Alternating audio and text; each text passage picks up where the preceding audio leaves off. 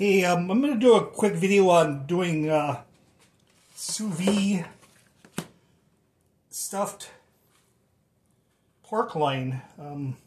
Actually acquired these, so what I did already is I cut the pork. They're not very thin, or I'm sorry, they're not very thick, but actually, you know, they were frozen when I got them, so I just left them partially frozen and just, you know, cut them partially through with a sharp knife. And by you know, being frozen, they actually may have been a little bit easier to cut, but I guess it's, you know, up to you how you want to try it. So I'm going to start off by making some stuffing, and I'm just going to use what I have. It's going to be wild rice stuffing. So I have this Canoe roll cut wild rice, which I don't know, in theory is basically just like roll cut oatmeal, or, you know, but obviously if you can see it, the stuff in the package is actually more bits and pieces than actually whole rice. But what we're trying to do with this is actually just, you know, acquire the flavor of the wild rice rather than being too worried about what, you know, the rice looks like in the end. I mean, you can use whatever you have, but all I'm doing is using what I have. So all I'm going to do is I'm going to start out by just heating up a small pan of water, and I'm going to use basic, essential everyday turkey stuffing. And, you know, what it requires for water for the whole recipe is 1.5 cups of water. So essentially I got, I don't know how many, 2 to 3 cups of water in this pan. And I'm going to add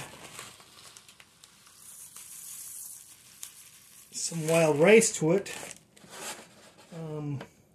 Not a heck of a lot, but I guess I don't really have any measurements. And what I want to do is just basically cook it, and obviously until it's tender. And in a lot of cases, you know, when you cook wild rice, it really does, you know, it can't be cooked too long, especially if I'm using it in this recipe for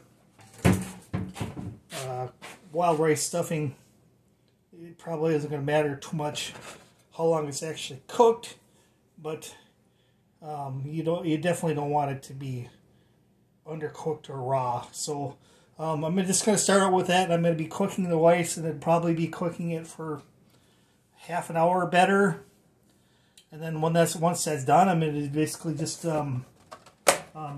mix together, you know, with the contents of this stuffing mix. Essentially, the whole idea is that the rice plus the water should be, you know, equal to the rice plus about a 1.5 cups of water, you know, remaining. So I will try to have that amount when I'm done, but that's all I'm going to do is cook this down. So I'll be back when I get to the next step. Okay, I've been cooking the rice for a while, the wild rice, and if you can see this. The wild rice itself is, like I say, it was small pieces when I started with it. And what we want to have is, you know, you can basically see that it's split. You can see more of the white part of it. So it's kind of split out of its shell that it has, you know, which normal white rice and brown rice, you can maybe see a little bit of a shell, but white rice usually doesn't have too much of it. So anyway, this is wild rice. I wanted to basically cook it and, you know, reserve the water that the rice was cooking in, because that's all the flavor. I emptied the contents of the turkey stuffing mix into this bowl, or this pot.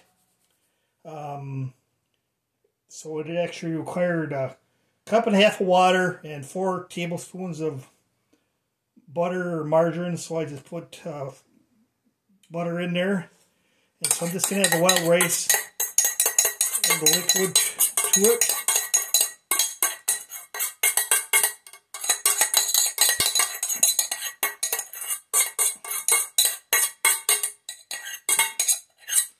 And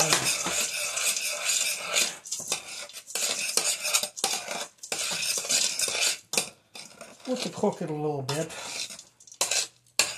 Basically just, I think,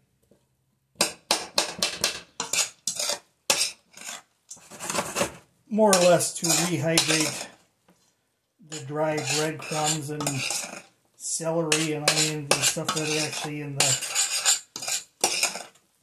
the rice. So I do have the heat on a little bit. And kind of see how it looks. A little bit of wild rice doesn't really hurt the looks of it, especially even if it's roll cut style. But what I'm going to do is, it looks to me that it maybe needs just a touch more water, so I'm going to get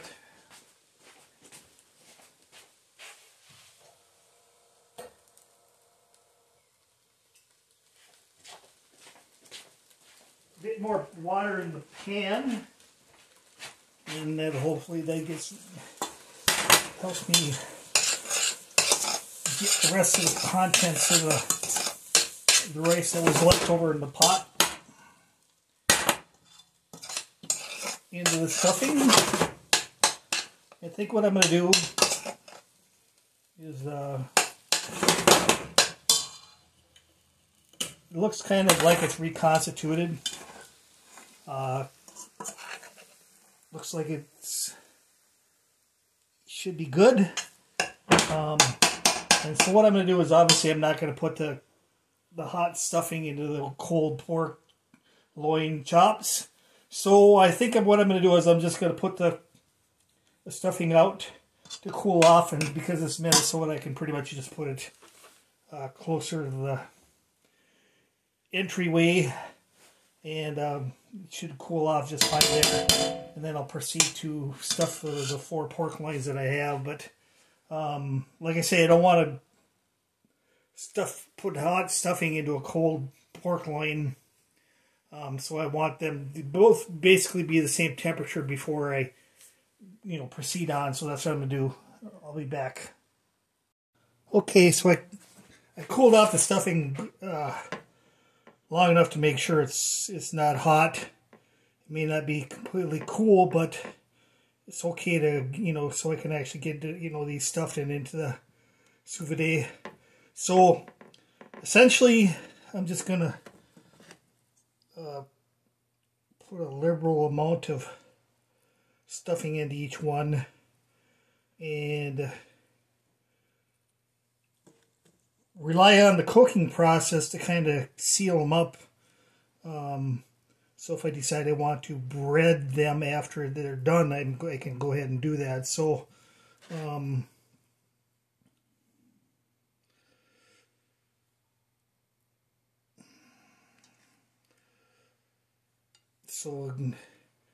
have something that kind of looks like this, so once it goes into the vacuum seal bag, it'll be compressed down a little bit further, but the vacuum seal bag will also keep it from opening up or anything leaking out. So that's kind of why I'm doing this in the first place.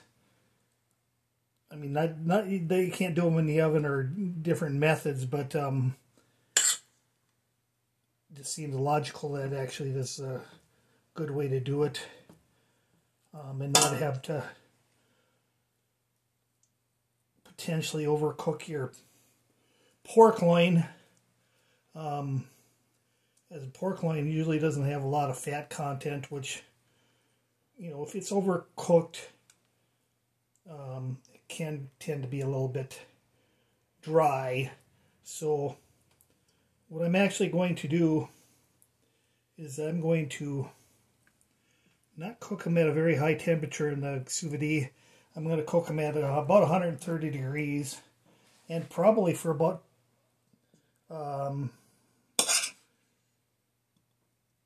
2 to 3 hours. And then, like I say, hopefully by the time that's done, because this is actually a, you know, even thinner because I cut it open for the stuffing, you know, they're possibly going to be cooked relatively done.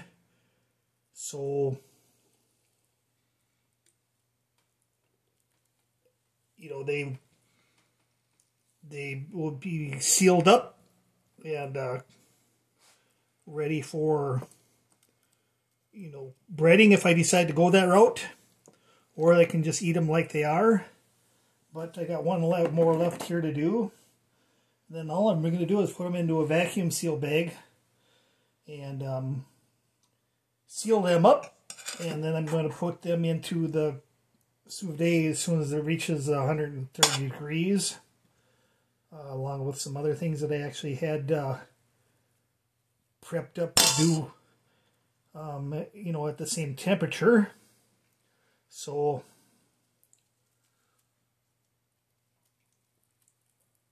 I'll probably keep the stuffing because I'm, you know, putting raw product back into cooked product. I'd probably just keep the stuffing for, you know, stuffing other things that'll actually have to cook for a while. Like this, I may just pull out some more pork loin and do a few more in the not too distant future, because the other thing is that if these turn out, you can take a pork loin like this, you can stuff it, and then you can just basically vacuum seal it and throw it back in the freezer. Take it out and throw it right directly into the sous vide once, you know, it's hot enough, and, you know, they'll just start cooking, and, you know, when they're done, they're done. So essentially, here's what I got. Boy, my stuffed pork loins, chops, ready to go into a vacuum seal bag. And then, like I say, I guess I'm not going to show the process of, you know, vacuum sealing them and throwing them into the sous vide, because obviously that's, you know, maybe more common sense for most people that actually used them before. So I'm just going to do that, and I may be back, you know, to show you the end results after. I'm guessing I might just leave them in for, like I say, at least 2 hours, if not 3. But the, you know, the temperature is only going to be at about 130 degrees. And so, you know, the whole point is I want to have these moist enough, or moist without being overcooked. And then, you know, being the stuffing is a little bit on the dry side, it will probably absorb some of the more of the, you know, the content of the pork loins as they cook. And so the only thing I'm actually to do that I haven't done yet is I'm just going to add just a touch of no-name dollar store seasoned salt, and kind of rub that in on all sides. It's like I got a little hole, and then I'll just see how that works out.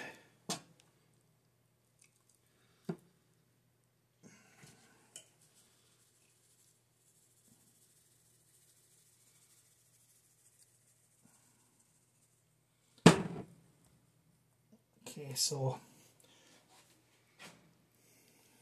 at this point they're ready to go back into the vacuum seal bag and then into the sous vide. So I'm going to leave it at that, and I'll be back. Okay, I guess I was not going to show the process of vacuum sealing it, so I just got it done.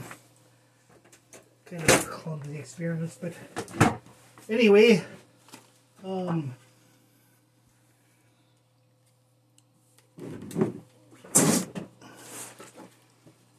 basically, you know, my whole system is actually a Nova, you know, heater, and I just basically, you know, found, and I've been using a square plastic bucket, which conveniently has a round hole right in the, not a round hole, but a round indent in there where I put the hole for the cooker, and then just basically drop it in. So then I just basically fill this up with water.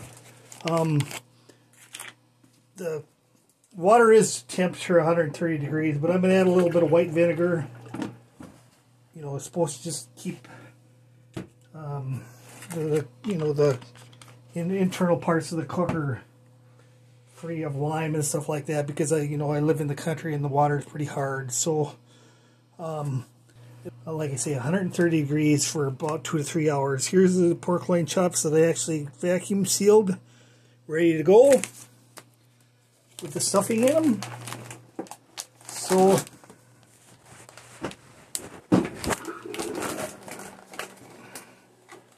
just dropping everything in there, sealing the cover. Temperature did get a little bit low because I dropped the frozen chicken in there, but it's not going to get that low before it heats up again to the temperature.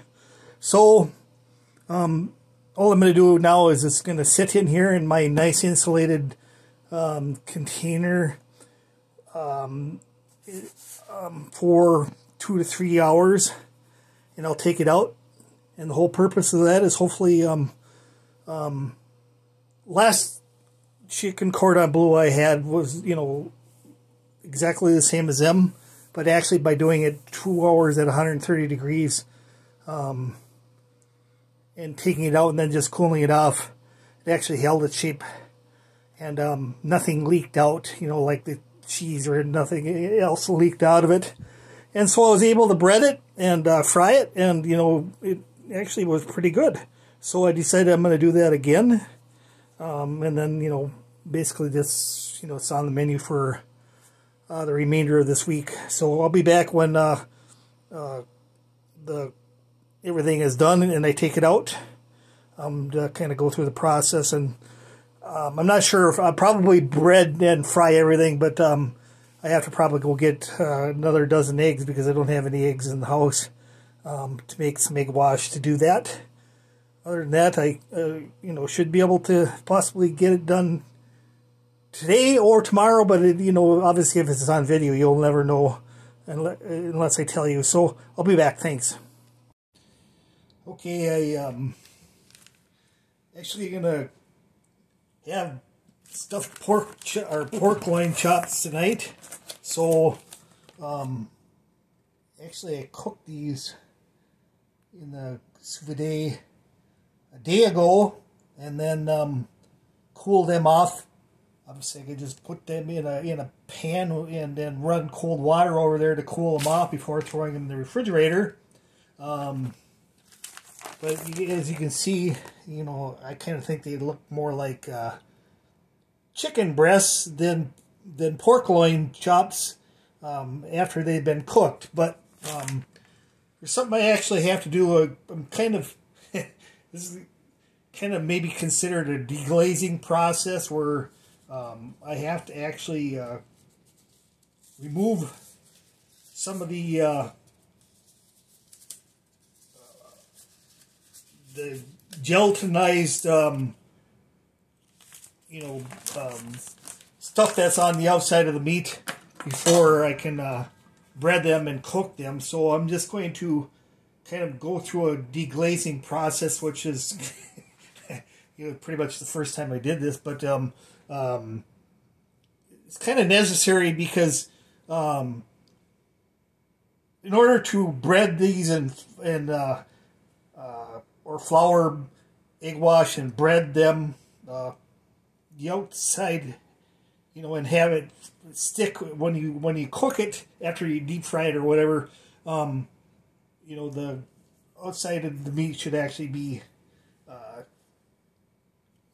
cleaned up a little bit so that, you know, the the breading actually will stick better. So that's what I'm going to do. And then plus the other advantage is I'm going to be able to use that, what little there is for, deglazed stuff in the gravy that I'm actually going to make. So I'm just going to open up the bag. And I'm going to use gloves for this. You don't have to. Obviously, you can just do it with, wash your hands and just do it. But I just figured that I'm going to do it with gloves on. And so I put the gloves on. I'm going to just rinse them off a little bit under cold water or water.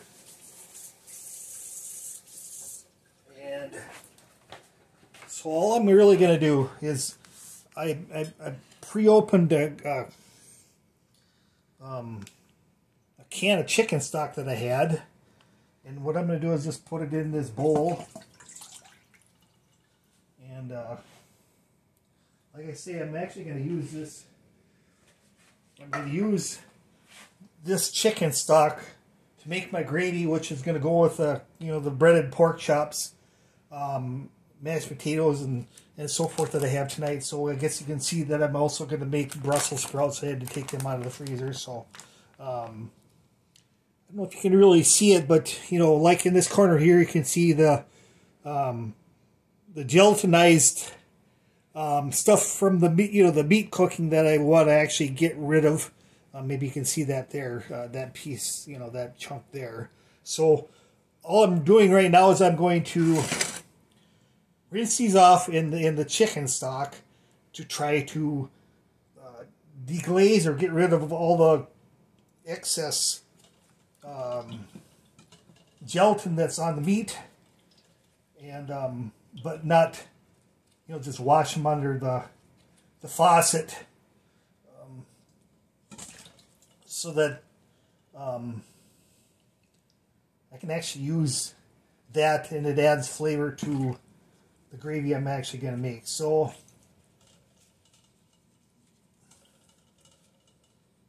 like I say, I'm just basically just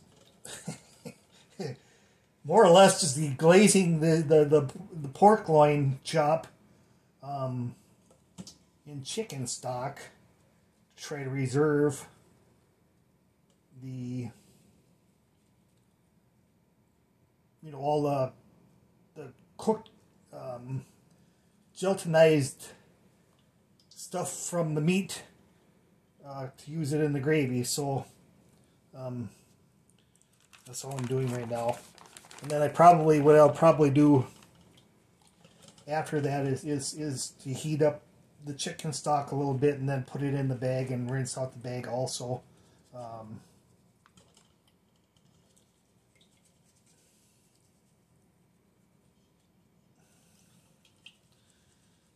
And the whole process is actually like I say,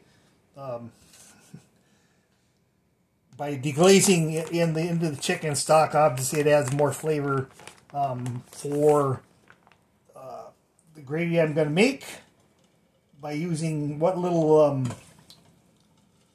gelatin, cooked meat stuff into the chicken stock. It enhances the flavor, and it's not wasted by just washing and rinsing it off in the sink. But it also has to be done, like I say, so the the breading will actually stick to the chops when I cook them. So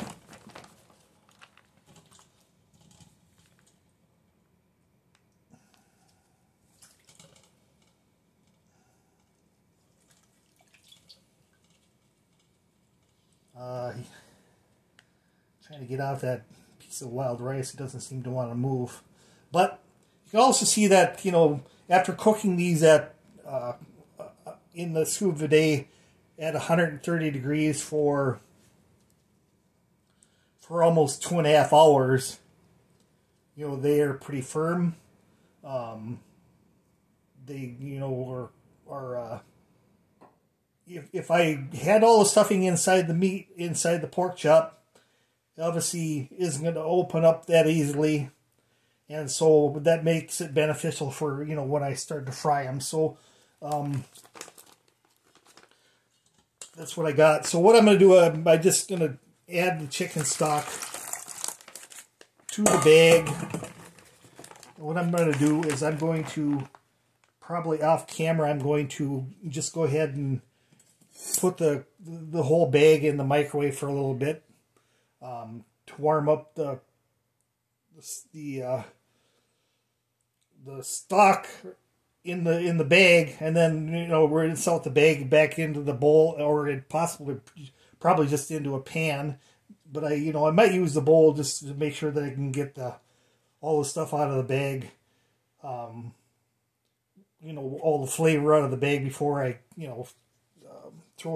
dispose of the bag. So anyway, I'm going to dispose of these gloves, microwave the bag, and then so I have the stock ready to make gravy, and I'll be back.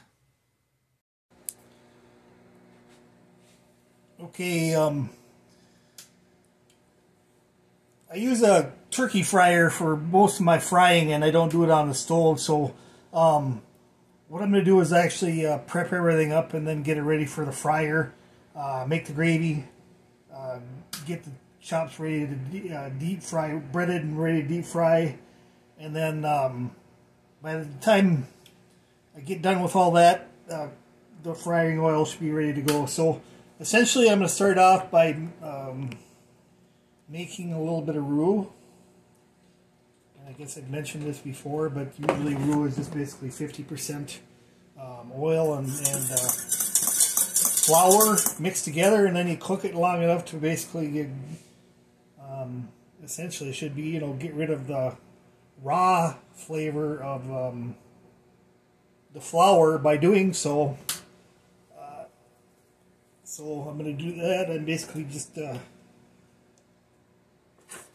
heat up the oil a little bit. Add my flour to it.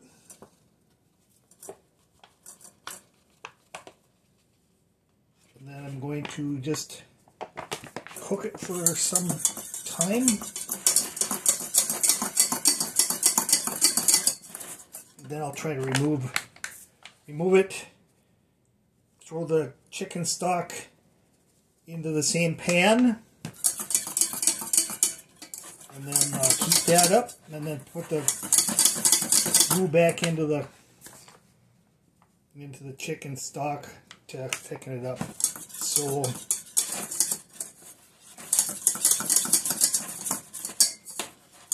I have something that the roux should be about. It's probably, like I said, it's probably just a little bit more oil than flour, but usually cooks a little better for me and to do it that way. So I'm just going to let that heat up and cook a little bit on the stove. While I'm doing that, I also need flour to bread the pork chop, so I'm going to get a little bit of flour in my pan that I'm going to use for flouring the chops. And I don't need that much because I'm only doing 4.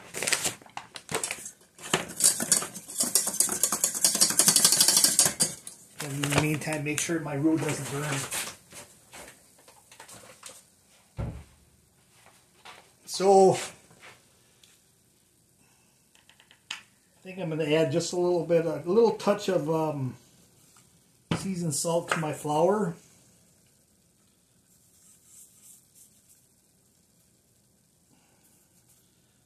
And mix it up a little bit. And I'll just put that aside for the time being.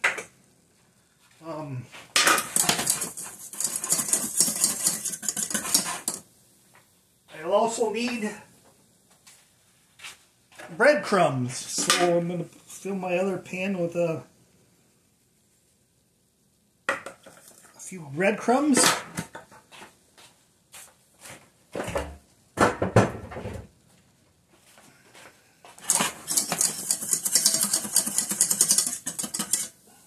turn my roux down a little bit.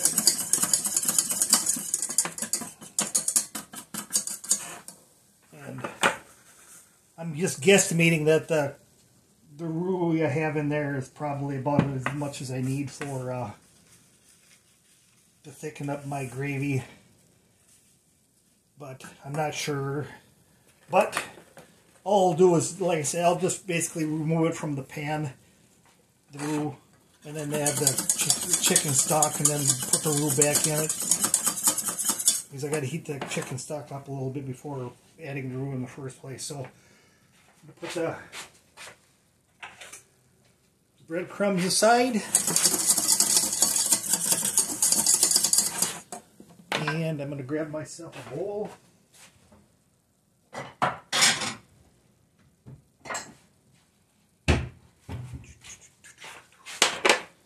Put my roux in.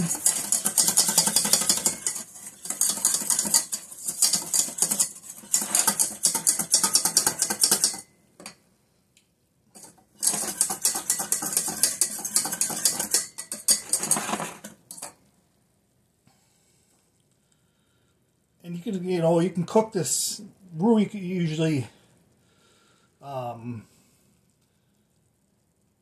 some people do, depending on the recipe, they might cook the roux for a little bit longer to give it more of a caramel or dark color. And it, in theory, imparts more flavor, by doing so, having cooked flour. But I'm just going to, cook this for a little bit longer before putting it into the bowl, and then starting to, to cook the chicken stock and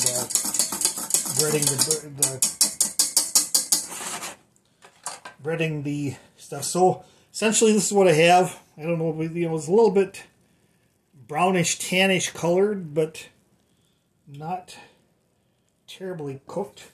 So, like I say, I'm going to take my little teeny bowl that I got here.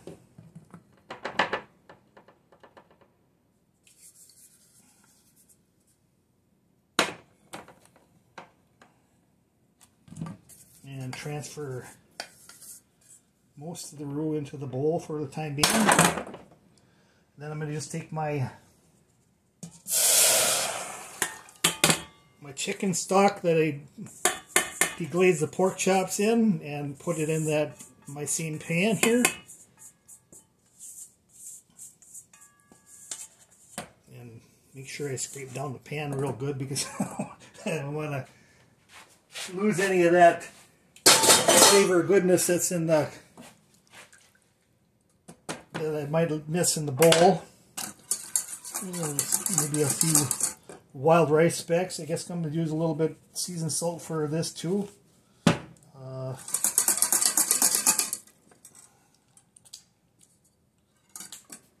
That's all I want for that. So seasoned salt goes away. Grab one more pan.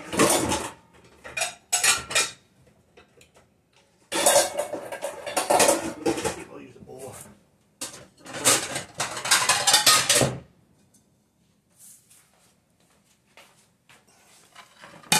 Okay, so see if I have enough room to do all this.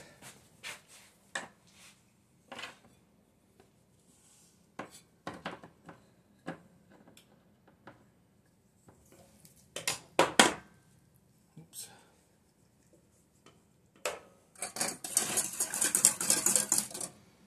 And that's almost ready to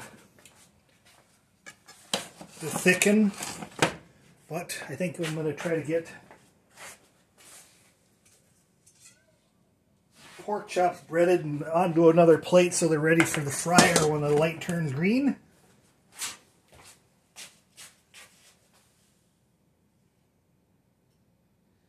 Which it already did. So anyway, what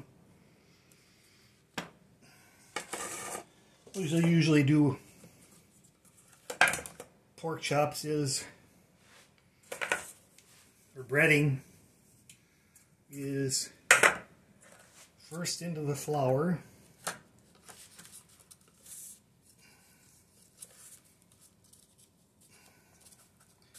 Try and make sure you coat all the surfaces.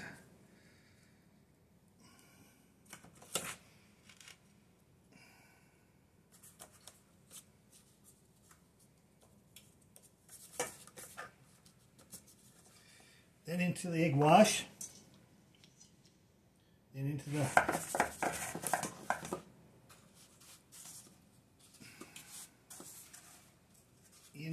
the breadcrumbs. So just try to make sure the whole loin chop is covered in breadcrumbs, and putting them on a plate just to make so they're ready to go into the fryer.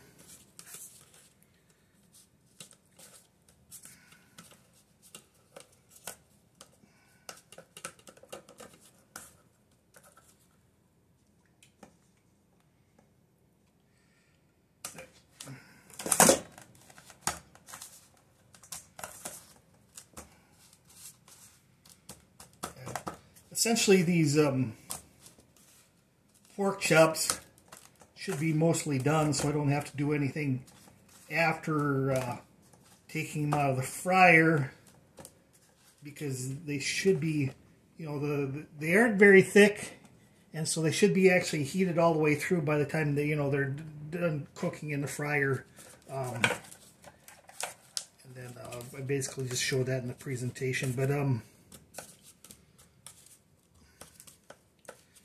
try to get all these done.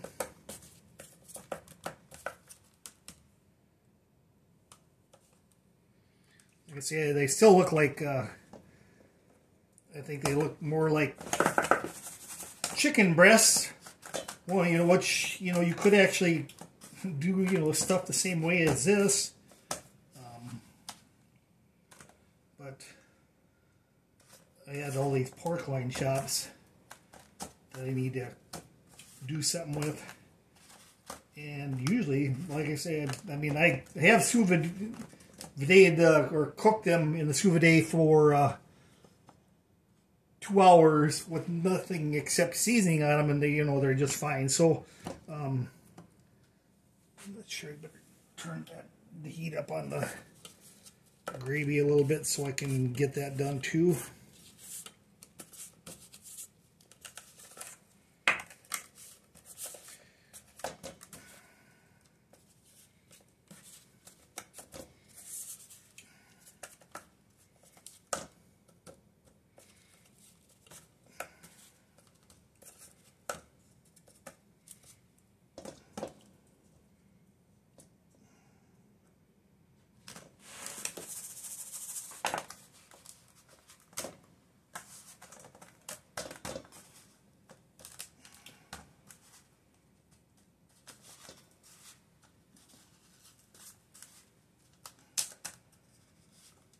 Okay, so gonna dispose of what I have left over here, and get ready to start frying the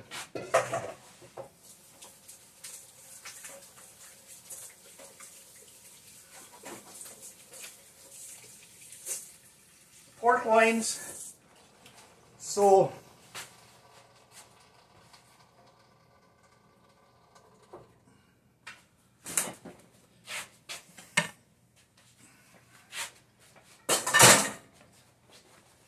I'm going to get the gravy thickened here first. And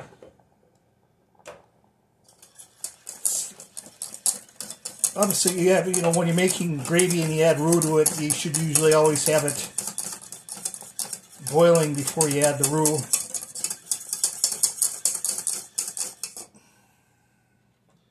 And I'm just going to add just a touch more because I need all of it, but I don't want to have it too thin. So that's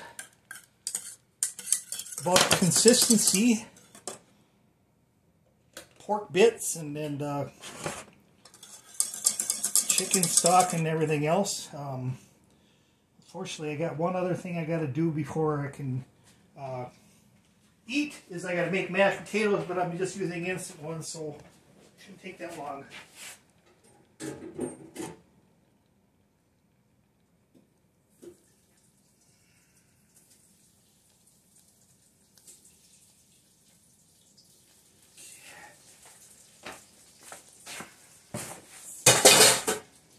Okay, so try to clean up a little bit here.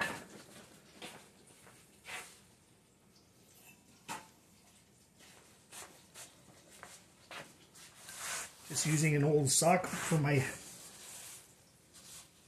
rag to clean with.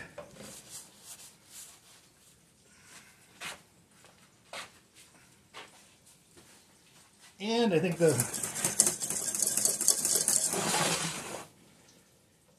gravy is ready to go.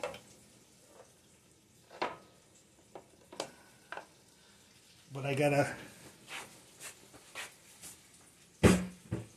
start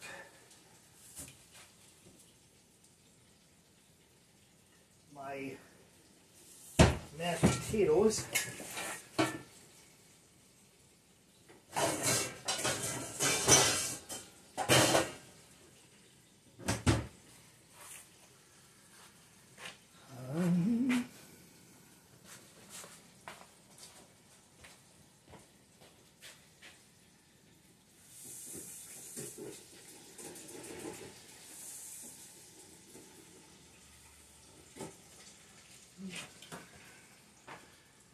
Make sure I don't cook the pork chops any longer than I need to.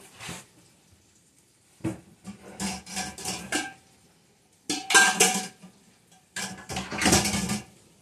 not trying that. Not coming across something I can use for the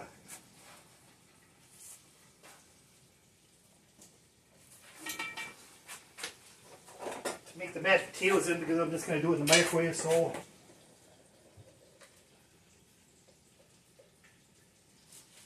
the Brussels sprouts are ready to go.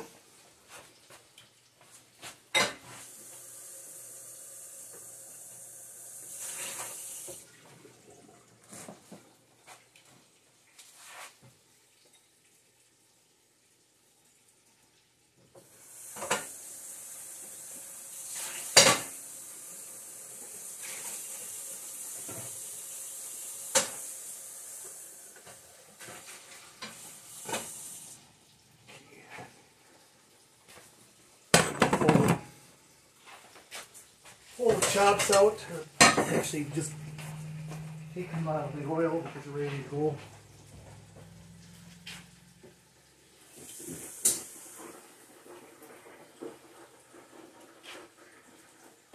Let them drain off a little bit.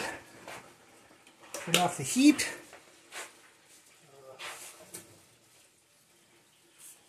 So, I think I'm going to come back to this because all I have to do is I'm going to use Idaho Spuds classic mashed potatoes microwave method, and I'll be back. Okay, I got everything ready to go. Stuffed pork chops.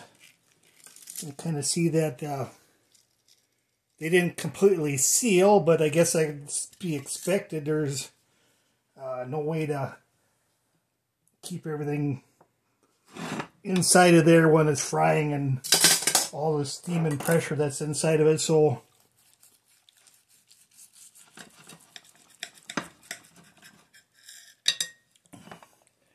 you'll have